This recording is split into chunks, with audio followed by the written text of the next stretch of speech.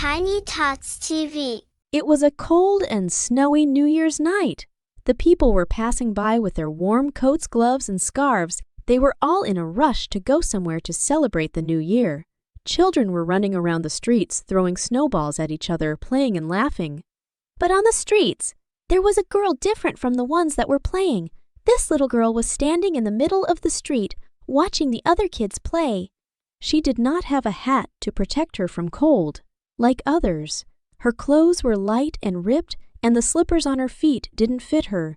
They were big. She was holding a box in her hands, shivering from the freezing cold. The little girl barely noticed the car coming right on her.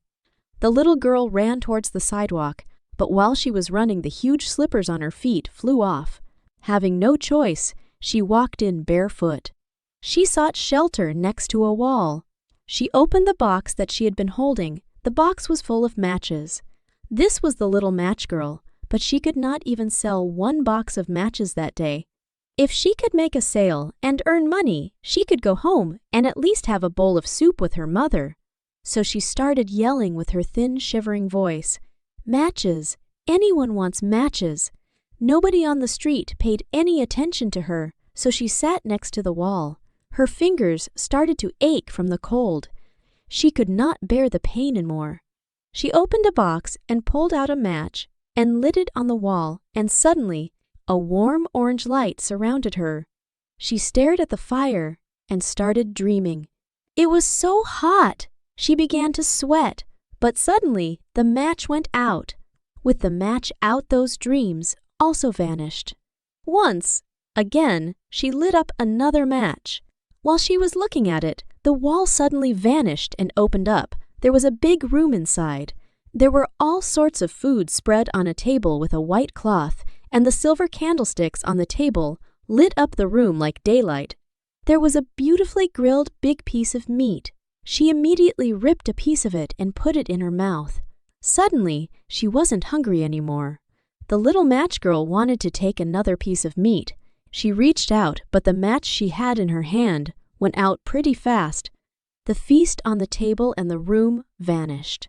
Poor girl's hand burnt, and she threw the match away. Little match girl lit another match.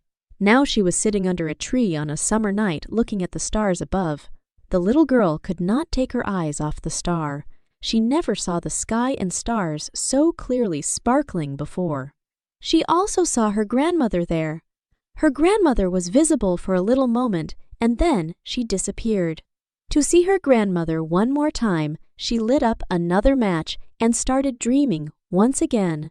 Every time she lit a match, she felt as if she was seeing her grandmother and hearing her voice.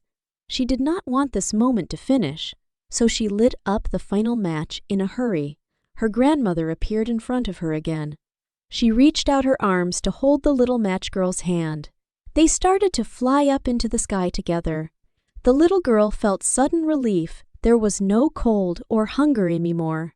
In the morning, the people who passed by on the street saw the little match girl laying down by the wall. Her eyes closed, but with a sweet smile on her face. She had a lot of burnt matches around her.